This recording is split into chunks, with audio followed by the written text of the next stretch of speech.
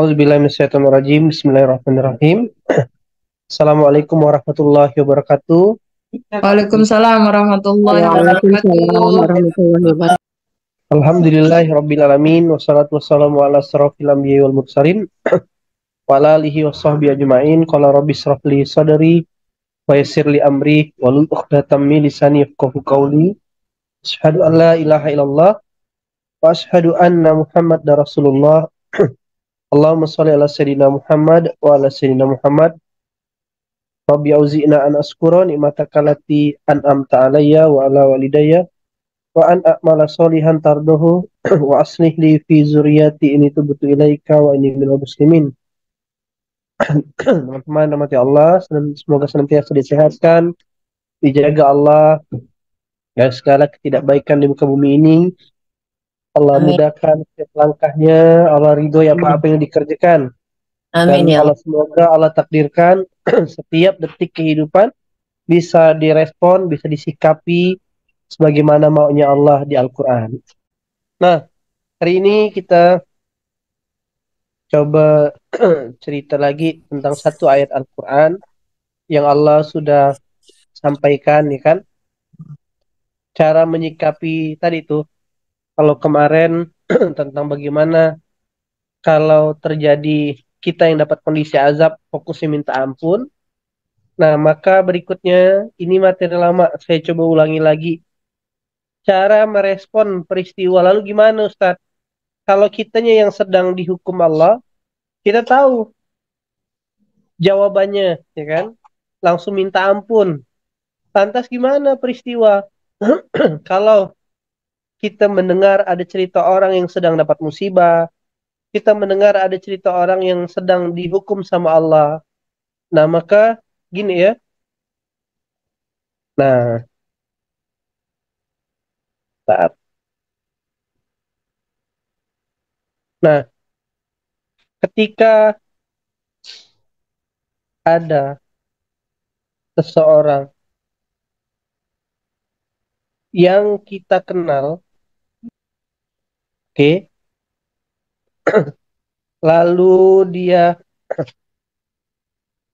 didapati tanda kutip bermaksiat, maka ada dua pilihan. Kan orang yang kita kenal ini sedang tanda kutip di zona iblis. Nah, maka sebagian besar orang, ini teman kita, sebagian besar orang ketika ada saudaranya atau yang dia kenal sedang di zona maksiat, sedang susah, sebagian besar orang punya kecenderungan ikutan dalam maksiat tersebut. Maksudnya gimana Ustadz? Ketika ada saudaranya, ada kerabatnya, ada yang dia kenal, apalagi itu orang yang pernah bermasalah sama dia, justru kadang menjadi sebuah kesyukuran. Tuh kan, barusan tadi saya lihat ada status seseorang, tuh kan kemarin gua yang dicela, akhirnya fakta berbicara, dia ternyata biangnya. Coba kayak gitu. Nah, kemarin gua yang dicela, rasakan juga, gitu-gitu lah kawan-kawan. Astagfirullahaladzim, saya bilang ya. Jadi setannya tidak pindah-pindah. Sekali lagi setan itu, iblis itu, apa ya, dia kayak pindah-pindah wadah gitu ya. Nah, jadi misalkan ada di antara kita yang hari ini mungkin Allah takdirkan, na'udzubillah, sedang di zona kesusahan, zona maksiat seperti ini, maka ada dua respon. Satu, kita mau ikutan berdosa atau dapat pahala. Nah, ada dua hal respon yang berbeda. Saya bahas dulu ikutan berdosa. Allah sudah sebutkan di surah pertama, peristiwanya di surat 17 ayat ke-36. Ini dia. Dan janganlah kamu mengikuti kata Allah sesuatu yang tidak kamu ketahui. Nah, janganlah kamu apa? Mengikuti sesuatu yang tidak kamu ketahui. Kenapa? Karena penglihatan, pendengaran, hati nurani. Bayangkan hati nurani, ingat ya, hati nurani. Nah, semua itu akan dipertanggungjawabkan Allah. Oke? Allah tidak pakai kata-kata sebentar ya. Allah tidak pakai kata-kata sekedar hati, tetapi hati nurani. Apa maksudnya? Berarti empati kita pun itu akan dipertanyakan, akan dihisap sama Allah. Nah, wal fuada, dan hati kita tentang bagaimana cara kita merespon peristiwa yang terjadi itu akan dihisap sama Allah. Oke. Nah, ada orang ketika misalkan orang yang dia kenal, entah baik itu baru kenal ataupun baik teman di sosial media ataupun bukan, ketika seseorang itu didapati sedang di kondisi susah, sedang dibuka aibnya sama Allah, dan tiba-tiba kita mengetahuinya, itu sebenarnya ujian buat kita, kawan-kawan. Jadi ketika ada orang yang dibongkar aibnya, dan tanpa sadar kita terjebak tahu, itu hati-hati, bukan prestasi buat kita. Ada orang nganggapnya prestasi.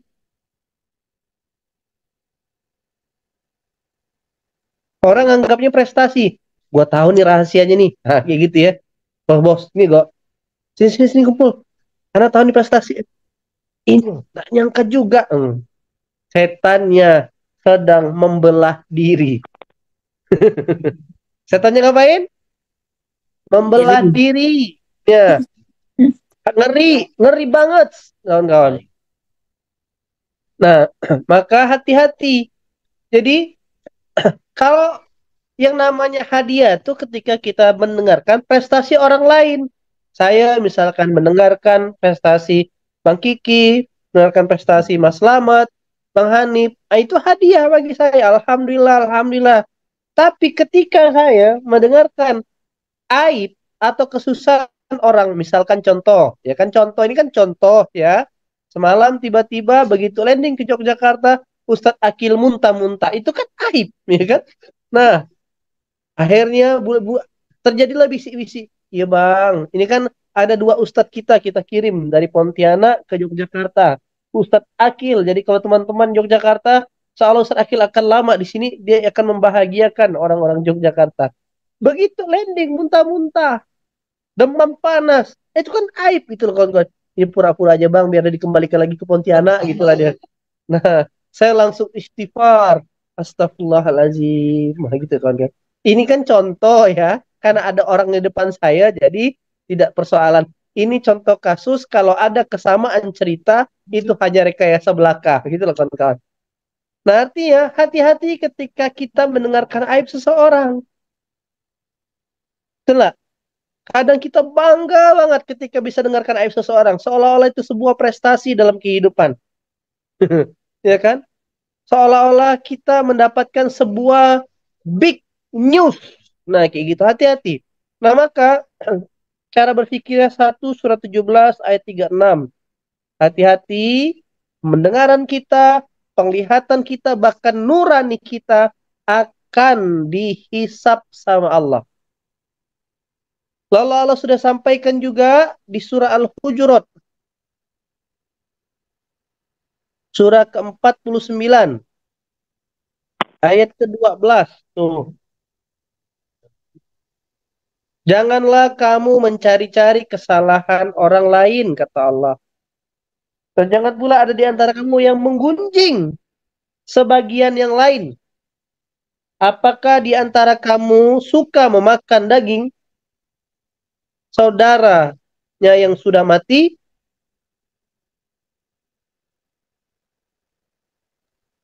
Tentu kamu merasa jijik dan bertawakallah kepada Allah, sesungguhnya Allah Maha penerima tobat. Nah, ini yang saya bilang, orang lain yang bermaksiat, kita yang ketiban dosanya rugi banget. Maka saya lupa, ada doa Nabi Adam. Sebentar ya, saya coba carikan ya. Itu doa Nabi Adam dahsyat sekali. Coba carikan saat ini. Itu cerita Nabi Adam yang minta ampun kepada Allah, yang mengatakan, ya Allah, kalau kau tak mengampunkan dosa, Nabi Adam pula, Nabi Isa, kalau kau tak mengampunkan dosa, mereka-mereka ya Allah, tentu mereka ini adalah hamba-hambamu ya Allah. Bentar ya.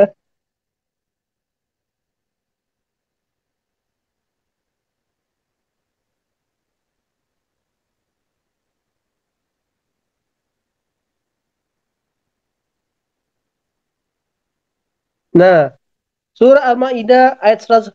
Nah, inilah dia. Ini contoh sikap 18. Bagaimana orang lain bermaksiat, kita yang dapat pahala. Gimana caranya responnya? Sebagaimana Nabi Isa. Inna tu'azzibahum fa innahum ibaduk, kata Nabi Isa. Wa in taghfir lahum fa innaka antal azizul hakim. Ya Allah, jika engkau menghukum mereka, menyiksa mereka, mengazab mereka, sesungguhnya mereka juga hamba-hambamu, wahai Allah. Keren sekali negosiasinya. Dan jika engkau mengampuni mereka, sesungguhnya engkaulah yang maha perkasa dan maha bijaksana. Seolah-olah kalau Allah tuh dengarkan, saya tuh ngebayangin, pandai-pandai aja Adam nih bele-bele kawan-kawannya. Nah, gitu lah. Ya kan? Isa. Pandai-pandai aja Isa nih. Sok-sokan bela kawan-kawannya. Iyalah, karena kau nabi aku kabulkan lah. Nah, gitu lah dia kawan-kawan. Allah langsung bilang, inilah saat orang yang benar memperoleh manfaat dari kebenarannya. Mereka memperoleh surga yang mengalir di bawahnya, sungai-sungai mereka kekal dalamnya selama-lamanya. Allah ridho kepada mereka dan mereka pun ridho kepadanya. Itulah kemenangan yang agung. Sekali lagi.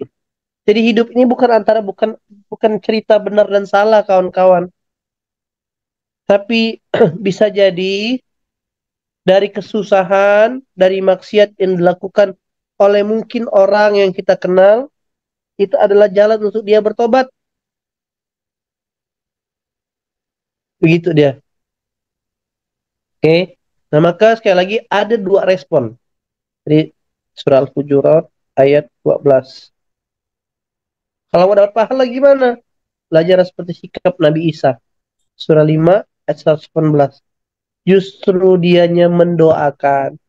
Jadi kalau hari ini ada kita dengar, ada sahabat kita, ada orang yang kita kenal, ternyata sedang dalam ujian ketaatan, dan dia kalah tentunya dalam ujian ketaatan itu, maka pastikan kita adalah orang yang bisa mendapatkan kebaikan atau catatan pahala dari maksiat dia. Nah, gitu kan? Orang lain bermaksiat, apa itu?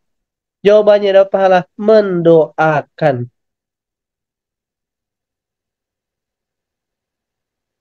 Kalau ternyata itu hubungannya dengan antum sendiri, ya kan? Bang, gimana bang? Ini kan saya sendiri korbannya. Maka tidak ada pilihan lain. Inilah ujian. Inilah tuh. Tinggalkanlah orang menjadikan agama sebagai permainan dan peringatkanlah dengan Al-Quran agar setiap orang tidak terjerumus ke dalam neraka. Omongkan langsung, ngobrol langsung. Oke. Nah, jadi sekali lagi, jika ada satu berita, sebuah informasi yang kita anggap sepertinya aib, hati-hati. Pertama, berarti itu adalah ujian Allah untuk kita, kawan-kawan. Jangan salah respon, jangan salah mensikapi. Nah, gitu dia. Jangan ikut-ikutan nge-share, jangan ikut-ikutan menggunjingkan. Jangan sampai setannya malah pindah wadah ke kita. Dia terlibat maksiat curi, maksiat bohong, maksiat riba, kitanya terikut maksiat menyebarkan berita. Kesimpulannya adalah selama tidak ada hubungannya dengan surga kita, jangan ikut-ikutan. Oke? Karena ingat, Allah sudah sampaikan, hati, mata, dan telinga pendengaran kita akan dipertanyakan Allah. Itu kenapa, ya, maka saya bilang itu kenapa tidak mengetahui keburukan orang lain adalah sebuah keberuntungan. Allah sebutkan di surah An-Naba ayat 35, la tasma'u fiha lagwa wala kidzawa. Di sana mereka tidak dengar percakapan yang sia-sia maupun perkataan yang dusta. Dia jadi salah satu kemenangan dalam hidup adalah ketika kita tak lagi mendengar berita-berita tentang maksiat, berita tentang kesusahan, berita tentang keburukan, begitu kawan-kawan. Oke? Kenapa? Inilah dia kan, coba lihat, innalil muttaqina mafaza, sungguhnya mereka orang-orang bertakwa dapat kemenangan. Apa kemenangannya? Buah, kebun, gadis, gelas-gelas penuh minuman, dan mereka tidak mendengar percakapan yang sia-sia maupun perkataan yang berdusta. Kadang sampai saya berpikir, kemarin diskusi saya bersama Bang Kiki, saya ketemu seseorang yang dia dengan bangga mengatakan, saya itu Bang, tahu kok Bang rahasia semua orang di sini. Oh, saya tahu kok rahasia orang di sini. Entah kenapa Bang, saya tuh padahal cuma diam-diam aja. Orang tuh cerita tentang keburukan si A, keburukan si B, keburukan si C, keburukan si D. Gitulah. Ya mungkin saya tidak langsung strike mau mengatakan, kenapa demikian? Karena sinyalnya antum, sinyal penangkap keburukan. Hati-hati loh. Jangan pede kalau antum tahu. Hati-hati loh kawan-kawan. Karena Allah sudah sebutkan. Kenapa saya bisa katakan demikian? Karena di ayat yang lain, di surah Al-Lail, di surah As-Sam ayat ke-8, fa'alhamaha fujuraha wa taqwaha. Maka Allah lah yang menurunkan, mengilhamkan jalan kejahatan dan jalan ketakwaan. Jadi setiap hari Allah itu turunkan dua berita ini, buruk dan berita baik. Maka saya juga mungkin pernah di episode ini gitu ya. Tapi begitu saya deklarasi, ngapain sih gue pengen tahu masalah orang lain, juga tidak ada hubungan surga dengan saya. Atas izin Allah, sejak saat itu jarang dah berita negatif itu sampai. Terkecuali berita-berita yang akhirnya saya terpaksa terlibat untuk mengambil kebijaksanaan, keputusan. Tapi ya tidak sebagaimana, mohon maaf ya, kadang ada tuh bahkan ya di balik beberapa peristiwa di di sosial media kita melihat bahwa banyak saudara-saudara kita yang mungkin sedang diuji Allah ataupun dihukum Allah. Bahkan saya dengar kabar, kata kawan saya itu, ada grup emak-emak warrior yang kerjaannya mencari data dan fakta tentang dosa aib tokoh-tokoh atau ustadz-ustadz nasional. Hebat sekali emak-emak ini. Dia mungkin menggantikan pekerjaan mungkar dan nangkir sepertinya. Ya kan? Nauzubillah min zalik. Kalau gitu, kenapa tidak lapor langsung ke Allah, cabut nyawanya, langsung ganti mutasi dari manusia menjadi malaikat sayang? Tak ada jalurnya. Ya kan, mati dulu berarti. Nah, infonya ada grup emak-emak warrior. Saya begitu dengar, saya langsung doakan. Yang cerita ada kawan saya di-invite ke dalamnya. Hati-hati, saya bilang. Ada untungnya. Maka salah satu saya diajarkan sahabat saya, ya kan, dia berdoa, ya Allah, saya diajarkan Coach Ridwan waktu itu. Coach Ridwan berdoa, ya Allah, jauhkan hamba dari sebuah peristiwa yang membuat hamba mengetahui keburukan-keburukan guru-guru hamba. Karena itu cara terbaik iblis menghancurkan peradaban. Begitu, ya saya pun jauh dari kategori sempurna. Jauh kategori sempurna. Ustaz Akil lah tahu tuh. Ya kan? Nanti ya kalau ternyata Allah buatkan Ustaz Akil membenci saya, pengen tuh marah-marah ya. Dia pun dah gak jelas, ada gak bisa bikin event, kan gak bikin event, misalkan, ya kan?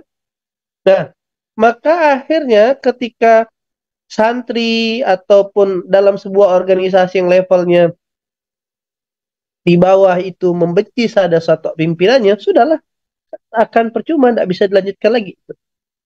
stuck organisasinya.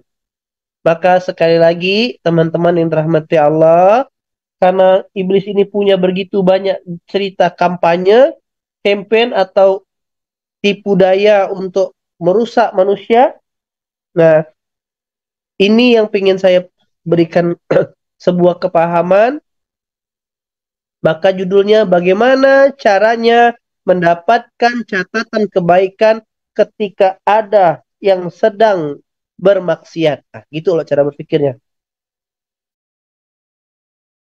Oke, maka ketika ada kita mendengar berita ada saudara dan sahabat kita sedang dalam episode kesusahan, dan mungkin kita tahu juga, maka pilihannya dua. Ikut mendapatkan catatan maksiatnya dengan cara menggunjingkannya, terus mencari kesalahannya dan menyebarkan berita itu, yang ternyata maka Ustadz itu kan nahi mungkar. Nahi mungkar ada cara fikihnya. Sejarah mencatat Rasulullah itu tidak pernah memulai perang. Berarti kan kalau Rasulullah tahu itu. Abu Sofyan, Abu sama Hindun udah dibunuh sama Rasulullah. Tidak, kecuali sudah dalam posisi dia menyerang. Lalu gimana kalaupun ada hal-hal kejadian peristiwa itu? Langsung rumus cara berpikir bagaimana aib ini tidak diketahui banyak orang. Gitu loh cara pakem berpikirnya. Nah, maka langsung merujuk kepada kepada objek. Kalau antum terlibat, mau tidak mau harus mengambil keputusan kebijakan. Berarti sebenarnya kawan-kawan pun tak boleh juga, dalam artian berlepas diri, itu urusan kau lah, gitu. Tapi selama tanda kutip tidak punya pilihan, misalkan, nah maka pilihannya perkecil dulu ruang lingkupnya, karena Rasul mengatakan barang siapa yang beriman kepada Allah dan hari akhir, hendaklah dia menjaga aib peristiwa saudara-saudaranya. Oke, serasanya kalau sudah tidak ada, ya kan? Selamat melanjutkan aktivitas. Mintalah perlindungan sama Allah agar hidup kita ini senantiasa hanya didekatkan dengan kebaikan, mendengar berita kebaikan, mendengar inspirasi, mendengar cerita orang baik, ya kan? Terima kasih banyak. Yang baik-baik dari Allah, yang kurang-kurang dari si pribadi. Wassalamualaikum warahmatullahi wabarakatuh. Waalaikumsalam warahmatullahi wabarakatuh.